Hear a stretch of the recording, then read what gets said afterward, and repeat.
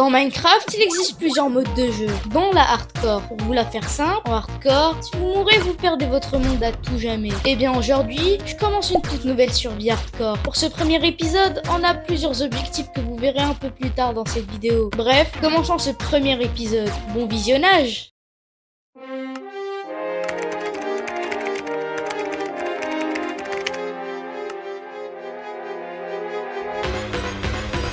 Ok, en vrai, le spawn il est pas mal. Bon, comme tout début de survie, il faut récupérer du bois. Ok, donc avec le bois qu'on a, on va se faire la table de craft. Et avec cette petite table de craft, on va se faire la pioche en bois. Ok, je pense que ces deux cobbles, c'est largement suffisant. Avec ça, on va se faire la pioche, la hache, l'épée et surtout le four. Bon bah les gars, Philo nous dit de vous abonner. Il a tellement raison ce goat. N'hésitez pas à faire ce qu'il vous dit. Ok, vu qu'on est hardcore, faut récupérer de la laine pour nous faire un lit. Ok, voilà, je pense que 4 de laine, ça suffit. Donc, avec ça, on va se faire un lit. Bon, la prochaine étape, ce sera d'aller chercher un village. Vous allez sûrement me demander pourquoi. Eh bien, la raison, elle est simple. Grâce aux villageois, on peut échanger des émeraudes contre beaucoup de stuff. Surtout avec les villageois armuriers. Vous allez également me demander comment avoir ces émeraudes. Eh bien, grâce à une machine en redstone très simple à fabriquer, on peut générer des crochets à l'infini qu'on peut échanger aux villageois fléchis. Bon, en vrai, je suis en manque cruel de bouffe. Du coup, je vais aller en chercher un peu pour les faire cuire.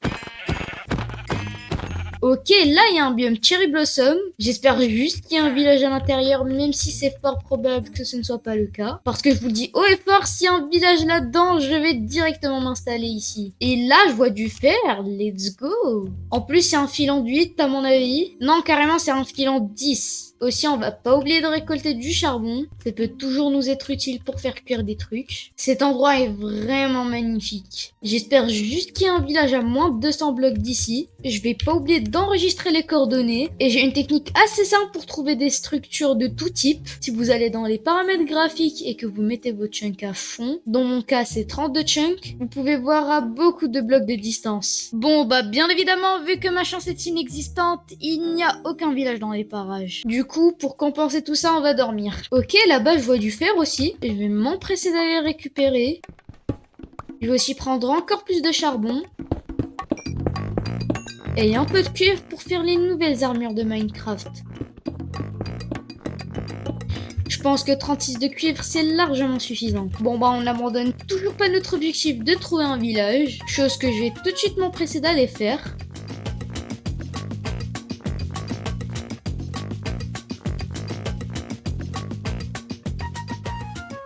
Oh, tout ce que je souhaitais. Un village. Regardez, le biome Cherry Blossom, il est juste ici. Bah dis donc, ma chance sourit enfin. Et regardez là-bas, il y a un portail en ruine. Ok, parfait. Du coup, je vais aller tout de suite piller ce village.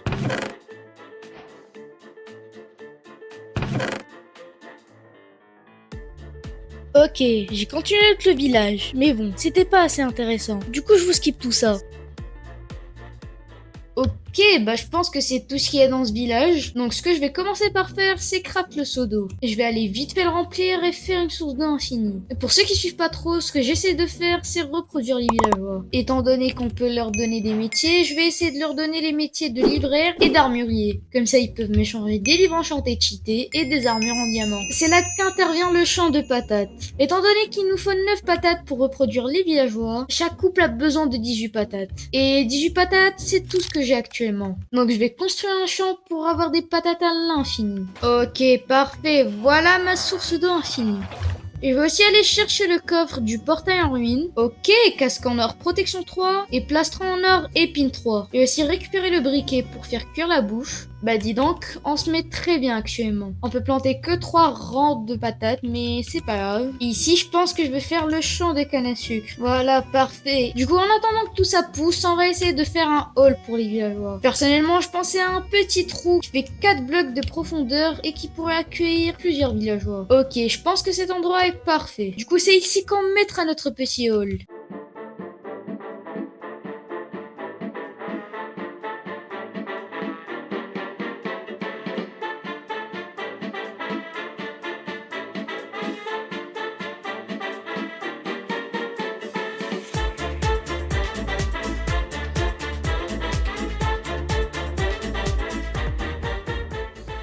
Ok, voilà à quoi ça ressemble après le creusage. Du coup, je pense qu'ici, il y aura un tout petit peu plus de la moitié qui sera consacrée à la reproduction des villageois. Et ici, il y aura des cases avec tous les villageois. Je pense que je vais me faire un petit bouclier avec le reste du fer que j'ai. Du coup, ici, il y a un peu de fer. Et avec celui-ci, je vais me faire une hache en fer pour miner un maximum de bois.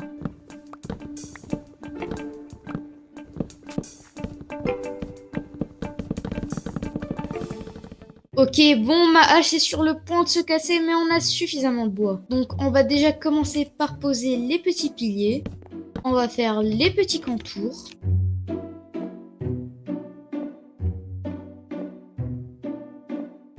Je pense qu'on va aussi écorcer tout ça. Ah, ok, voilà. Du coup, on va transformer 56 bûches en planches, histoire de faire les petits murs.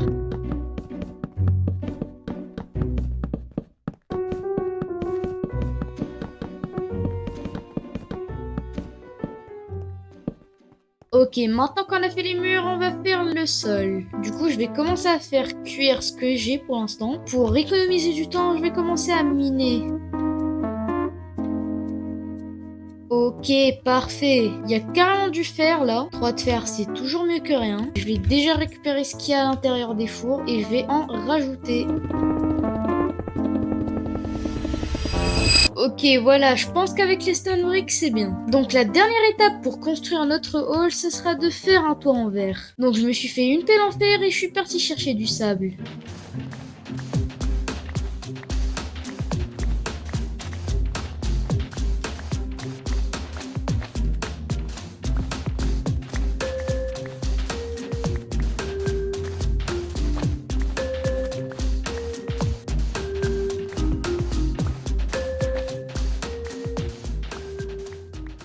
Ok, parfait. Je pense que 3 stacks de sable, ça peut nous suffire. Et on met notre sable là-dedans. Du coup, je vais m'abriter un tout petit peu juste ici. Je vais AFK un peu le temps que ça cuise.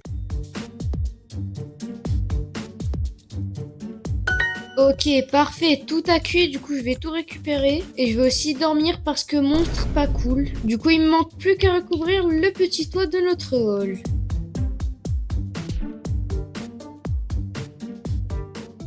Voilà, là c'est stylé. Bon, j'ai pris un peu plus de verre que prévu, mais c'est pas grave. Du coup, je vais essayer de me faire une petite échelle pour monter et descendre. Il y en aura une de ce côté et une deuxième dans l'autre côté. Faut surtout pas oublier de fermer ça avec des trappes d'or. Et bon, je vais faire ce trou pour amener quelques villageois. Bon, bah d'un coup, ils veulent pas venir, hein. Ok, par contre, nos cultures, elles ont beaucoup poussé, hein. Du coup, je vais un peu replanter tout ça. Il y a aussi de la poudre d'os, du coup, je vais essayer de faire pousser quelques petites patates. Et aussi le champ de canne à sucre qu'a poussé. Ok, là, il y a quelques petits villageois, du coup, je vais les ramener.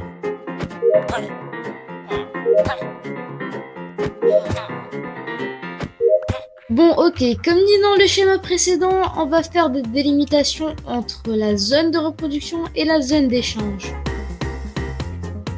Ok, du coup, pour les reproduire, il nous manquera plus que des lits. Du coup, je dois aller en chercher dans le village.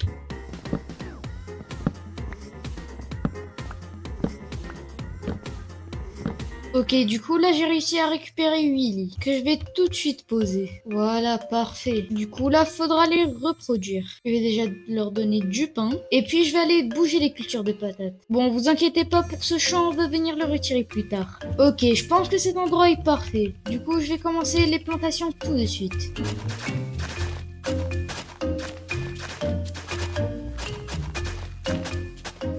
Ok, du coup, je vais vous faire une petite transition. Donc, au début, ça ressemble à ça et après...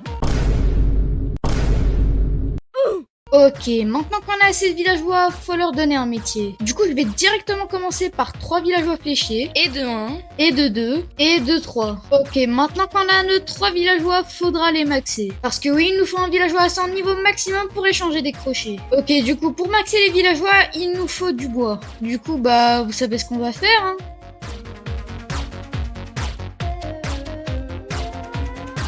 Voilà, je pense arrêter là parce que ma hache vient de se casser. J'ai réussi à récolter presque 4 stacks de bois. Je pense que ça peut suffire pour l'instant. Voilà, du coup, on décrafte le bois et on se fait des sticks.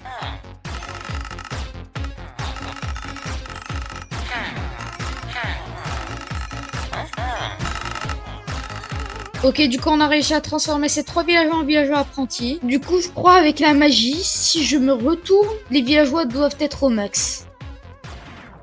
Voilà, parfait. On a les 3 villageois qui sont maxés. Ok, maintenant qu'on a les villageois maxés, il faut construire la ferme pour leur échanger les crochets. Du coup, les matériaux s'affichent juste ici à l'écran. J'ai presque tout à la base. Il faudra juste aller chercher du fer et de la redstone. Du coup, je pense pour être un tout petit peu plus sécurisé, je vais me faire une petite armure en fer. Voilà. Et puis, bah, go trouver une grotte.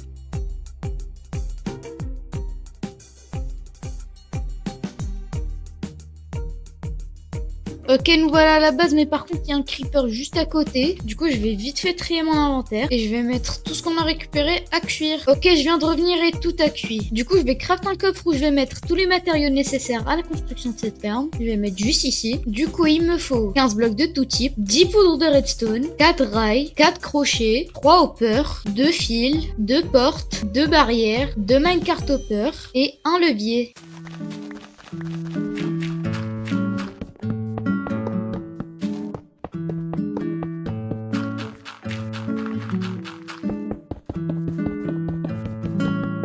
Ok, parfait, la ferme fonctionne bel et bien. Et regardez, en même pas une minute de farm, ça fait déjà ça. Donc du coup, vous avez la confirmation que cette ferme est tellement cheatée. Du coup, bah, on va échanger avec les villageois, hein. Waouh, regardez tout ce qu'on a eu en même pas 2 minutes de farm. Ok, maintenant qu'on a construit la farm accrochée, il faut des villageois avec qui échanger. Donc je me suis fait un villageois qui échange des carottes dorées.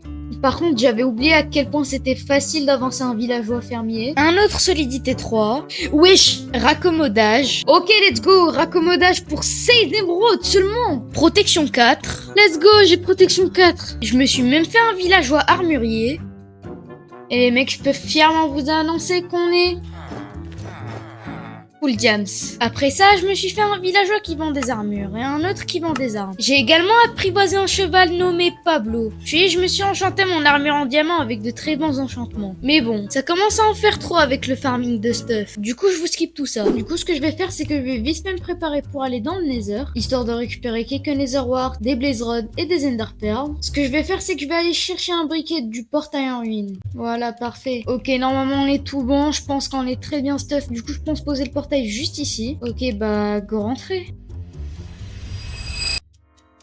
Ok, on spawn dans l'un des biomes les plus dangereux de tout le Nether. Du coup, je vais m'empresser de sortir et je vais pas oublier de noter les coordonnées. Et waouh, là-bas, il y a une forteresse. Et là-bas, il y a un petit spawner. En plus, j'ai looting 2 sur mon épée. Du coup, pour les Blaze Rods, ça sera vraiment cheaté.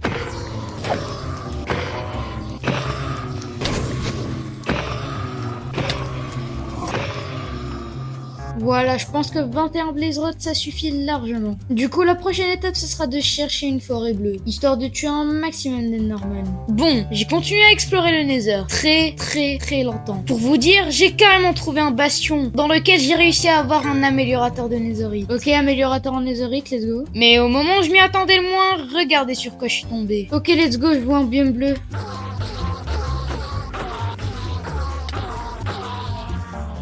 Ok, voilà, je pense que 15 Ender Pearls, ça nous suffit largement. Par contre, la base, elle est vraiment loin pour le coup. Et en 73-52, je sens que le trajet va être long.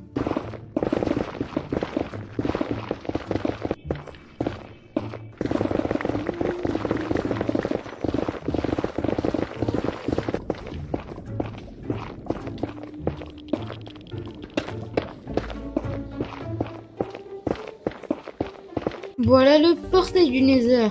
Je pense déjà commencer par réparer mon armure et mes outils. Ce sera assez rapide avec les villageois.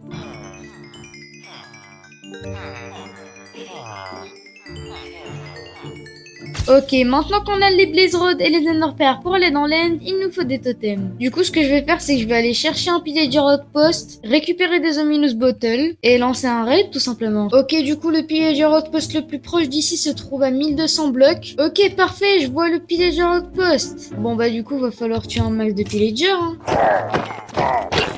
Ok, je vois un pillager avec la bannière, c'est tout ce qui m'intéresse. Je vais en récupérer plusieurs des potions pour pas avoir à revenir à chaque fois.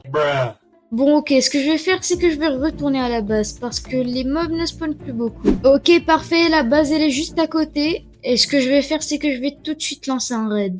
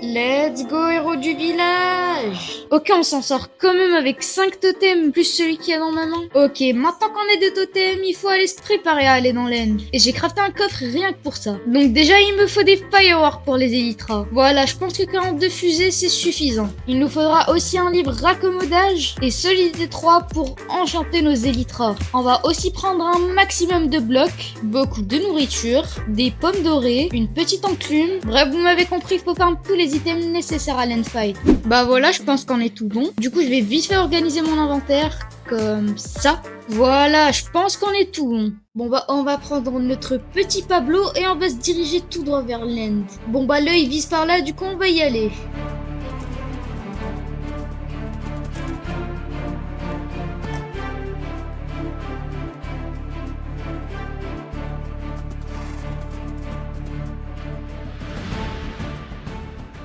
Bon les mecs, il y a l'œil de l'Ender qui se dirige tout droit vers le bas. Ok les mecs, on est arrivé, il manque plus qu'à chercher la salle du portail. Bon, j'ai continué à explorer le Stronghold jusqu'à ce que je tombe sur ce que je cherchais. Let's go, il y a la salle du portail.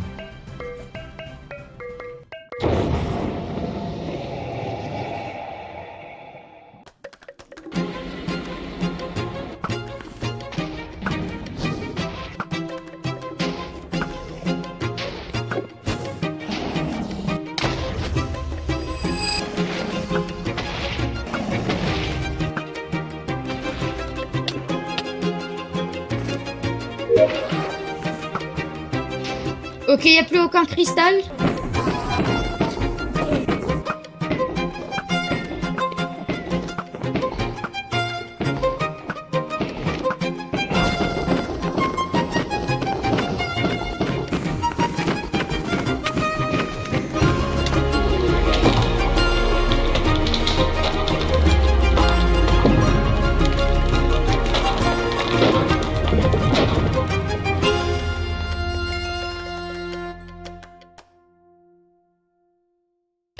Bon les mecs, je vous avoue que l'Ender Dragon, je l'ai vraiment surestimé pour le coup. Mais avant ça, faut récupérer l'œuf de l'Ender.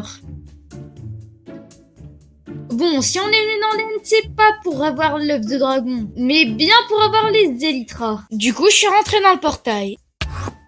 Et je suis parti chercher une End City. Mais je m'attendais vraiment pas à ce que ce soit aussi rapide. Les mecs, j'ai même pas eu besoin d'explorer 300 blocs, y a déjà ça. Ok, c'est bon, nous y sommes. Bon, je vais pas récupérer que les Elytras, je vais aussi récupérer des Shulker Box.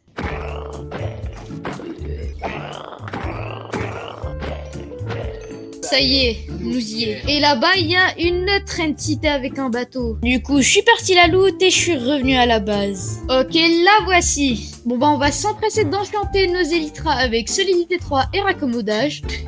Ok, maintenant qu'on a un bon stuff, qu'on a battu l'Ender Dragon et qu'on a eu des Elytras, on va construire une base. Parce que oui, vivre avec les villageois n'est pas très fun. Donc on va directement commencer par raser ce village en entier.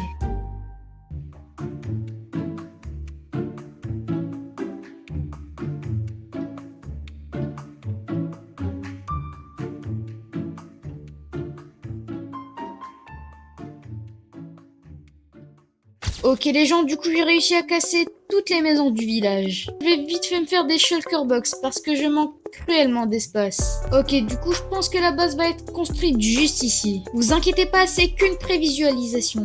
Mais avant ça, on va commencer par tout terraformer.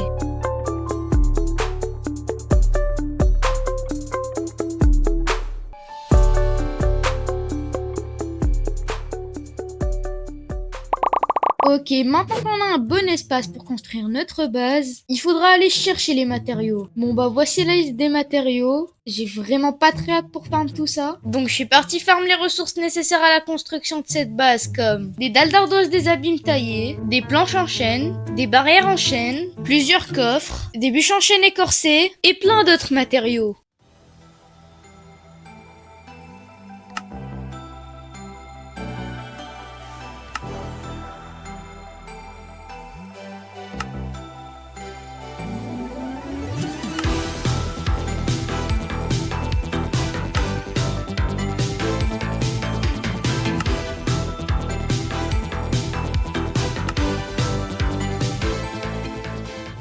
Ok, voici les shulker box avec les ressources nécessaires à la construction de la base. Donc on va commencer à la construire juste ici.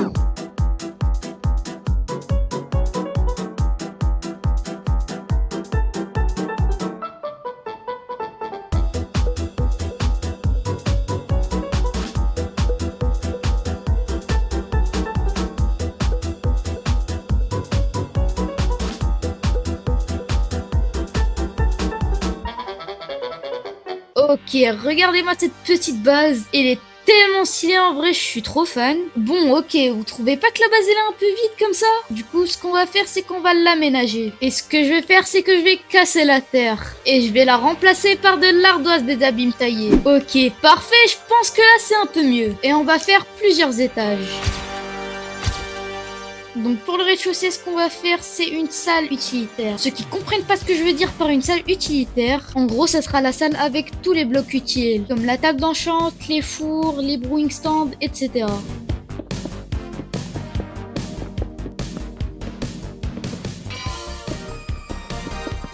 Ok, maintenant qu'on a fini le rez-de-chaussée, on va s'attaquer au premier étage. Celui-ci sera bien évidemment consacré au coffre. Donc pour cette salle des coffres, on va mettre 24 coffres de chaque côté. Ok, je pense que ce nombre de coffres nous suffira largement. Ok, pour cette dernière salle, ce sera une salle des abonnés. Ici, il y aura tous les noms des abonnés les plus fidèles. On va déjà commencer par écrire certains noms que j'ai en tête comme Lexian, Basto, Filour, YTB Slicer, Pepito. Et pour les autres, bah ce sera dans la prochaine vidéo. Ok, maintenant qu'on a fait l'intérieur de la base, on va s'attaquer à l'extérieur. On va déjà commencer par terraformer tout ça pour que ce soit un peu plus réaliste et qu'on essaie de rendre ça un peu plus naturel.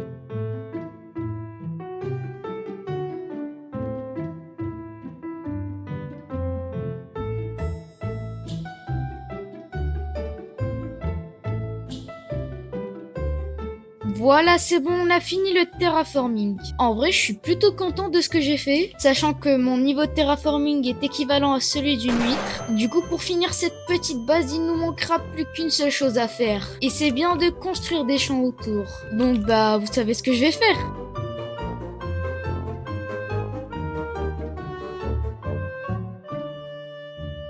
Ok les mecs, j'ai enfin fini de labourer tout le cercle. J'en ai également profité pour mettre des lanternes un peu partout pour pas que les mobs spawn. Donc la dernière étape pour finir cette maison, ce sera de planter des cultures. J'ai calculé combien ça fait chaque quart de cercle. Et normalement, il nous en faut approximativement 4 stacks. Du coup, je vais tout de suite commencer par farm le plus facile qui est le blé. J'avais beaucoup d'os dans mon coffre, donc je peux me craft beaucoup de poudre d'os. Du coup, bah, je vais dupliquer les graines de blé.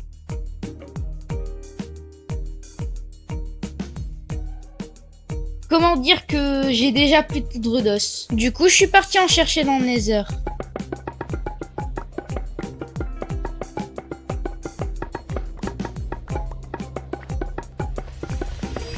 Voilà les mecs, du coup j'ai réussi à récupérer 2 stacks de blocs d'os. Normalement ça nous fait 18 stacks de poudre d'os. Du coup bah on va directement continuer à farm nos graines.